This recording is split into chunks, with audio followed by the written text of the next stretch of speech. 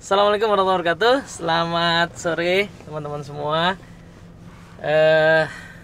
Udah lama ya, beberapa hari yang lalu sejak kita terakhir kali bahas soal Seven Habits. Belum lanjut lagi nih. Nah, sore ini kita akan lanjutin bedah buku kita yang masih di area introduction ya. Atau mungkin kalau di pelatihan-pelatihan Seven Habits itu disebut dengan foundation gitu ya. Jadi belum masuk ke dalam habit, tapi masih belajar dulu tentang atau bahas dulu, diskusi dulu tentang basic paradigms-nya dari Seven Habits itu sendiri gitu ya. Nah, kemarin kita sudah bahas tentang paradigms and principles, bahwa Seven Habits itu penekanannya ngajakin kita untuk mengevaluasi pola pikir kita yang sangat mendasar, yang kadang-kadang nggak kita sadari. Dan yang kedua membahas tentang prinsip-prinsipnya.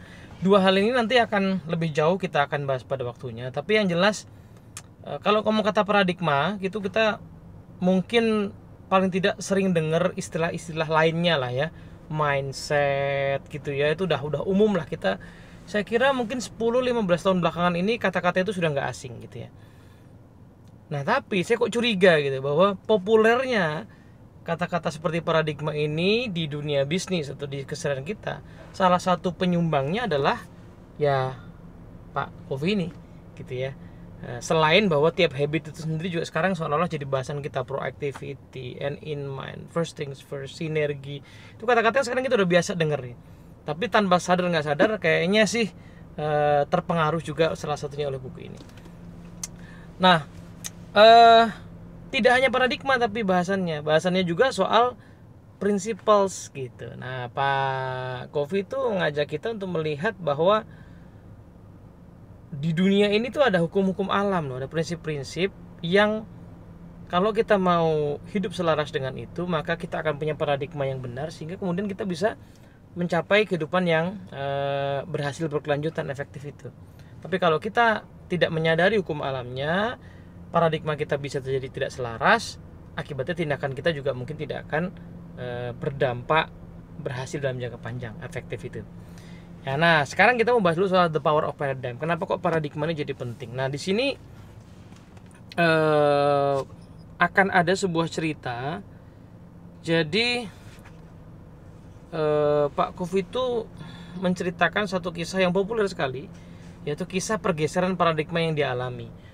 Bagaimana paradigma itu kemudian mendrive perilakunya dia, sikapnya jadi berubah gitu. Jadi suatu kali di naik subway, ada seorang bapak dengan anaknya yang berkeliaran gitu. Nah berkeliaran anaknya itu sudah sampai pada tahapan mengganggu penumpang lain.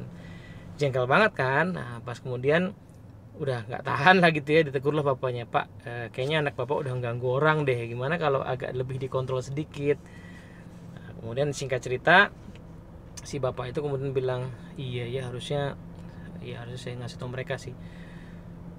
Cuman beberapa jam yang lalu ibu mereka meninggal di rumah sakit, kami baru dari sana. Mungkin mereka nggak tahu cara mengatasi situasi itu sehingga jadi seperti inilah, karena saya sendiri pun nggak tahu cara mengatasi situasi ini. Nah cerita tadi dari si bapak yang ditegur tadi rupa-rupanya menimbulkan pergeseran paradigma yang tadinya, dan pergeseran sikap tentunya, yang tadinya kesel jadi kasihan, jadi iba gitu. Nah ini salah satu bukti bahwa kalau paradigma bergeser, maka sikap kita, perilaku kita pun berubah. Kalau perilaku berubah, hasilnya juga beda gitu. Jadi sangat penting bagi kita untuk betul-betul memeriksa, mengambil jarak dengan paradigma kita. Paradigma itu sekarang macam-macam ya. Contoh-contoh yang lebih real, misalnya orang tadinya staff naik jadi leader ya, tim leader atau supervisor, assistant manager atau manager, pasti akan mendapati banyak kendala kalau dia nggak ngubah paradigma. Dia masih pakai paradigma individual contributor untuk menjalankan fungsinya sebagai leader, pasti problems. Nah semakin ke atas semakin problem lagi nih, semakin challenge lagi nih. Dari mimpin satu tim menjadi GM, dia mimpin beberapa tim, itu juga perlu pergeseran paradigma. dari mimpin beberapa tim yang satu rumpun menjadi mimpin beberapa tim yang 2 atau 3 rumpun yang beda gitu. Kayak di banyak organisasi itu orang HR kalau jadi GM suka digabung sama facility management misalnya, atau HRGA misalnya gitu. Itu 2 fungsi yang totally different paradigmsnya. Orang-orang di bawahnya pun juga cara mikirnya lain-lain, isunya beda-beda. Maka perlu terjadi pergeseran paradigma. Dari mimpin divisi-divisi menjadi mimpin satu unit bisnis misalnya, yang sudah ngomongin depan belakang. Depan itu sales, belakang itu operationsnya. Dari mimpin satu unit bisnis menjadi mimpin satu company dengan berbagai-bagai unit bisnis. Dari mimpin satu company menjadi mimpin beberapa company, sampai akhirnya mimpin satu. Itu jelas perlu perubahan paradigma, bukan sekedar perlu tips and trick aja gitu. Tips and trick aja nggak akan cukup gitu. Itu di dunia kerja. Di dunia keluarga, dari hidup sendiri menjadi hidup berdua, suami istri, paradigmanya beda. Karena suami istri tidak hanya urusan hidup berdua saja, tapi juga urusan hidup 2 keluarga yang kemudian perlu diharmoniskan. Dari hidup berdua menjadi hidup punya anak. Dari anak 1 menjadi anak 2, anak 3, yang katanya orang tua itu sebenarnya pasti akan belajar atau harus belajar untuk bukan membagi cinta, tapi mencintai dengan porsi yang sama berapapun jumlah anaknya. Ini kan challenging banget ya. Ini paradigma cintanya harus beda banget nih gitu. Karena nggak bisa dibagi cinta itu. Nah, itu di keluarga.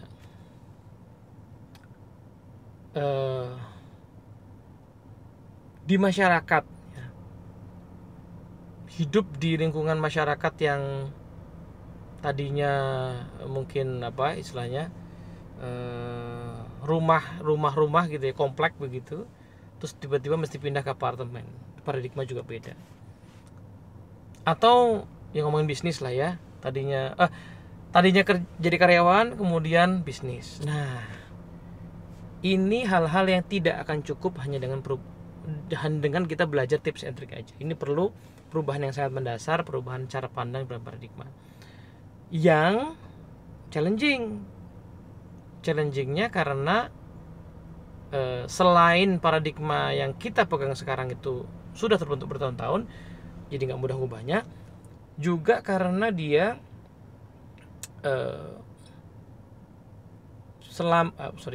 challengingnya karena dia tidak pertama karena dia sudah terbentuk bertahun-tahun, yang kedua karena kita kadang-kadang nggak nyadar, kita tidak menyadari bahwa paradigma kita tuh itu gitu loh.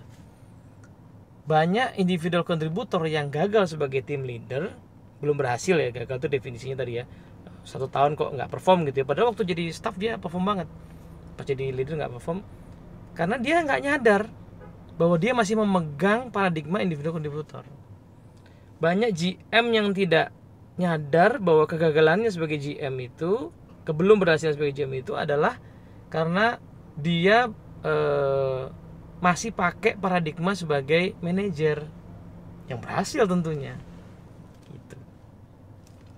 Nah, nanti di buku ada gambar ini nih gitu. Ini gambar klasik banget ya, tentang bahwa objek yang sama kita bisa melihat beda ya, karena paradigma kita beda gitu. Nah, nyambung sama cerita yang sebelumnya, bagaimana Pak Kofi sama istrinya Ibu Sandra itu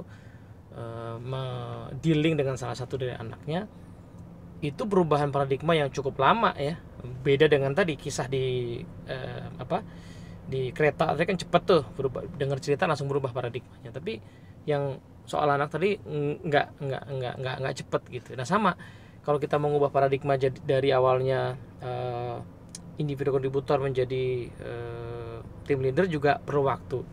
Makanya saya juga bilang, ini dilematisnya adalah kadang-kadang di organisasi besar yang sudah punya development program gitu, itu orang suka terlambat di develop.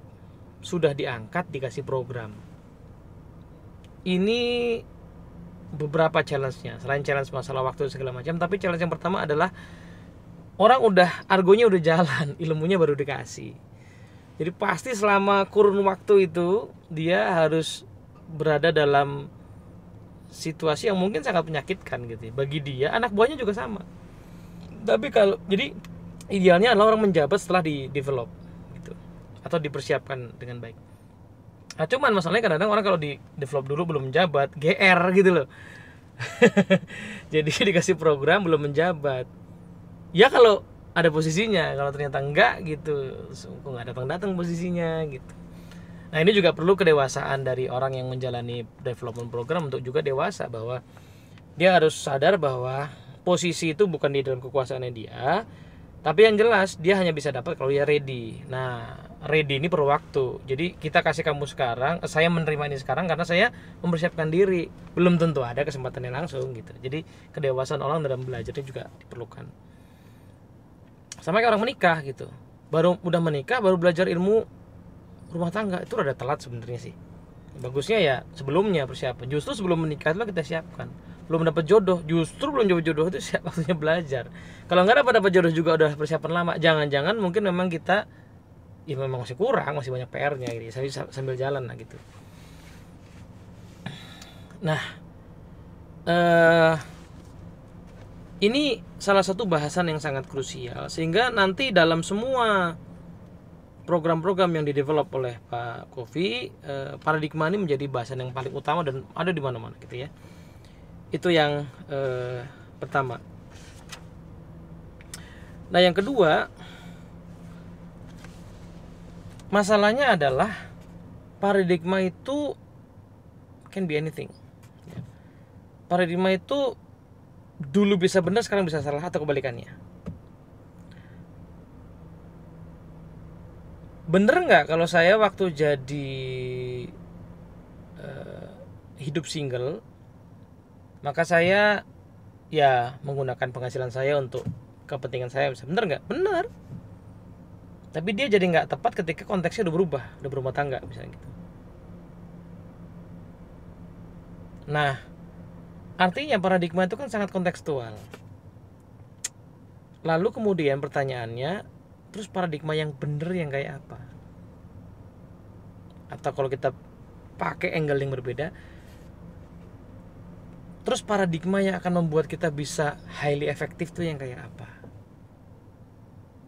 Nah disinilah masuk bahasa namanya principles, prinsip. Nah kata prinsip di Seven Habits punya definisi yang khas.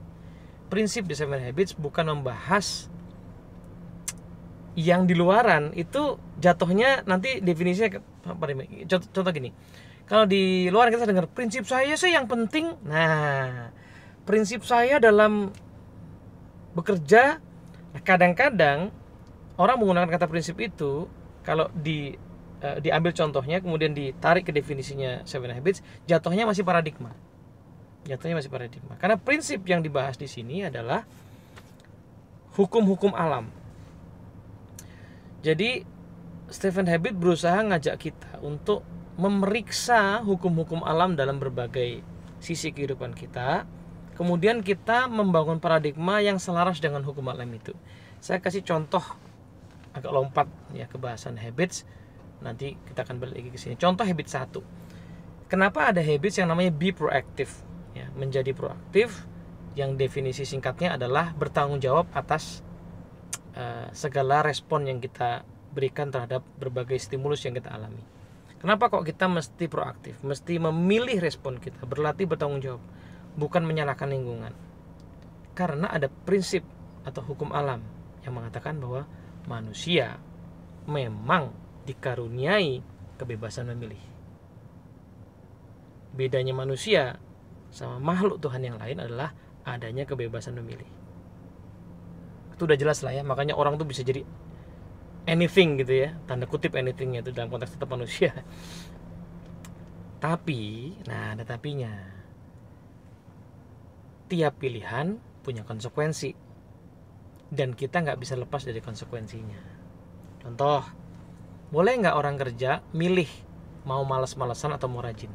Boleh. Mau milih malas-malasan boleh, rajin boleh. Nggak ada yang bisa ngelarang. Tapi tiap pilihan ada konsekuensinya. Kalau rajin, kerjaannya bagus. diapresiasi. Kalau malas-malasan, kerjaannya buruk, mungkin bisa dipecat. Pilihan rajin malasnya bebas, konsekuensinya yang tidak. Karena hukum alamnya bunyinya begini, tiap manusia itu punya kebebasan memilih, tapi tidak lepas dari konsekuensinya. That's why you need to be proactive. You need to be responsible for any choice you make. Habit 1 jadi proaktif. Contoh lain, habit yang kedua. Kenapa ada habit yang mana begin with the end in mind, mulai dari tujuan akhir? Kenapa kita penting untuk punya kebiasaan punya tujuan akhir? Karena hukum alamnya mengatakan segala ciptaan manusia, bukan ciptaan Tuhan, kalau tuh segala ciptaan manusia itu minimal diciptakan 2 kali. Pertama dalam pikiran, kedua dalam kenyataan. Cek aja seluruh ciptaan manusia, mulai yang gede-gede kayak gedung, kendaraan, baju, jam tangan, even selembar kertas saja pasti lewat proses desain dulu sebelum dibuat. Kalau Tuhan enggak, kun fayakun jadi. Kalau manusia enggak. Manusia pasti lewat desain baru jadi. Nah, maka dari itu, supaya hidup kita itu highly efektif, desainlah setiap hal yang mau kita capai. Begin with the end in mind. Mau ngapa-ngapain bikin desain dulu. Nah, itu contoh 2 hukum alam yang berusaha untuk ditemukan, diidentifikasi, kemudian kita berusaha menyelaraskan paradigma kita, habits kita kepada hukum alam itu. Nah, Pak Kofi bilang paradigma yang diajak untuk dibedah itu namanya di Seven Habits Principle Centered Paradigm. Kenapa? Karena ada paradigma yang bukan Principle Centered. Gitu. Nah, apa contohnya? Sini ada gambarnya enggak ya? Di sini apa di buku yang lain saya lupa. Jadi di buku yang lain kayaknya deh. Jadi di buku yang lain itu kadang-kadang kita punya paradigma yang bukan based on principles, tapi based on hal-hal lain dalam hidup. Misalnya money centered paradigm. Bunyinya kira-kira misalnya segalanya yang menguntungkan, yang menghasilkan uang, itu yang saya utamakan. Family centered paradigm. Segala yang untuk keluarga itu saya utamakan. Apa lagi? Relationship centered paradigm. Segala yang membuat saya bisa diterima banyak orang, diterima masyarakat, diterima teman-teman, saya utamakan. Nah, semua center tadi bisa, dan kita sadar nggak sadar akan menggunakan salah satu center tadi. Tapi masalahnya dengan center-center yang tadi adalah bisa jadi dia tidak lekang. Kita berpusat pada uang. Kadang-kadang gara-gara itu kita jadi koruptor. Sorry, bukan kita, orang lain lah ya. Kita berpusat pada keluarga. Kadang-kadang kita dapat anggota keluarga yang justru menjerumuskan kita ke hal-hal yang buruk. Kita berpusat pada bisnis. Kadang-kadang bisnis kita membuat kita lalai dari kehidupan kita yang lain. Nah, apa dong kalau gitu? Center dari paradigma kita, dasar dari paradigma kita yang memungkinkan kita untuk highly efektif. Nah, menurut Pak Kofi, harusnya sih principles, hukum-hukum alam. Saya agak close dikit konteks supaya kita agak lebih luas. Nanti kata prinsip ini oleh Pak Ari Ginanjar Agustian di buku ESQ dibedah lebih lanjut. Menurut beliau, kenapa akhirnya belum memutuskan, ini sepenangkapan saya, mohon maaf ya Pak Ari kalau ada barang pas. Sepenangkapan saya, menurut beliau Pak Kofi udah mengarah ke jalan yang benar sebenarnya pas ngomongin soal principles, tapi nanggung karena yang disebut prinsip itu masih rada ngawang apa tepatnya. Singkat cerita, bagi yang muslim ada prinsipnya, senternya itu ada yang tak lekang oleh waktu, yang namanya tauhid gitu. Ini bahasa nanti ya, insyaallah kapan-kapan kalau. Tapi balik ke Seven Habits dulu, make sense. Alam ini bekerja harus ada hukumnya. Kalau kita mau ambil ini saja bagi seorang muslim ya, kita tahu ada namanya sunatullah. Sunatullah, hukum itu ada. Nah, maka paradigma kita kalau mau efektif ya diselaraskan dengan hukum alam. Kenyataannya hukum alamnya bilang kamu tuh bebas memilih, kamu tuh tidak ditentukan sama masa lalumu, tidak ditentukan sama pendidikanmu, tidak ditentukan sama keluargamu. Kamu punya pilihan sendiri. Tapi tiap pilihanmu ada konsekuensinya loh. That's why be proactive. Responsible for yourself, jangan nyalain situasi. Saya kan dari keluarga ya gak mampu, saya kan keluarganya gak ada yang berbisnis. No, you have choice. Tapi kalau kamu memutuskan untuk oke, aku mau coba bisnis meskipun keluarga saya gak ada yang bisnis, you need to be responsible for your own choice. Gitu ceritanya. Nah, kira-kira seperti itu angle-nya ya. Kayaknya sih untuk bagian foundation saya mau cukupin sampai sini. Jadi next video kita akan bahas mulai masuk ke habits. Paling tidak overview-nya dulu. Nah,